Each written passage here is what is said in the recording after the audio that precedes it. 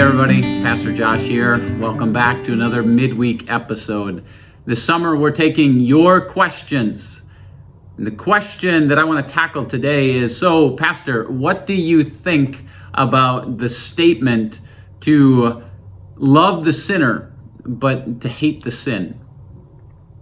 Actually, that's a statement that was originally made by Gandhi, not even by a Christian. And Gandhi got this idea from Augustine, who said in the 4th century, with love for mankind and hatred of sins. And you can even find biblical basis for this. It doesn't use these exact words, but it does talk about how we are to love someone, but also not to accept or make excuses for or tolerate or ignore the wrong that is in their heart or even the wrong that is in our own hearts. So Paul says that love does not delight in evil, but it rejoices in the truth. That's 1 Corinthians 13, verse 6. And in Romans chapter 12, he says that we should love one another. Love must be sincere. And he says, hate what is evil, cling to what is good, be devoted to one another in brotherly love.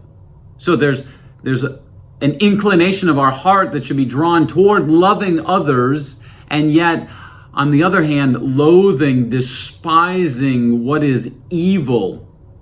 Because sin inevitably draws us away from God. In the little book of Jude at the end of the New Testament, it says these words, "Be merciful to those who doubt. Save others by snatching them from the fire. To others show mercy mixed with fear, hating even the clothing stained by corrupted flesh." So yes, we should hate what is evil. We should have nothing to do with sin. And so I understand the sentiment of that statement. But here's my word of caution for us. Sometimes in making a statement like that, we label people and we judge them. And so all the other person hears is that we hate. And as Christians, we need to be known for what we are for, much more than what we are against. And I fear that in a statement like this, so often we use it as an excuse to condemn somebody else. And I fear that we never truly love them. I mean, think about somebody in your life, or maybe a certain group of people in our society, and they're engaged in actions that certainly we do not agree with as Christians. And the Bible very clearly says that this is not aligned with what God says is right.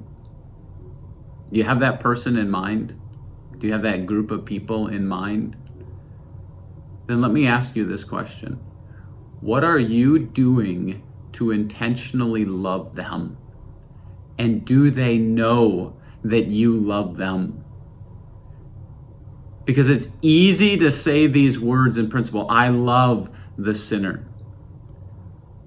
But do we actually take action to show them that we love them? I'm not making excuses for the wrong that people do. I'm not trying to condone it, but we can't condemn these people because God has love in his heart for them. And he calls you and I to do the same thing. So I'd actually caution you against using that saying, that we're to love the sinner but to hate the sin. I would much more focus on simply saying that we're called to love. Focus on that first word.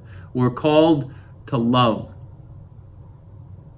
And yes, sometimes that means in loving them, we have those hard, honest conversations with them. where we ask them to repent. But let's not let that be an excuse just to keep those people at a distance from us. Because that's not what God does. God sees us in our sin, and he draws near to us. And he chooses to suffer and die on the cross for us. May we seek to do the same toward other sinners just like you and me.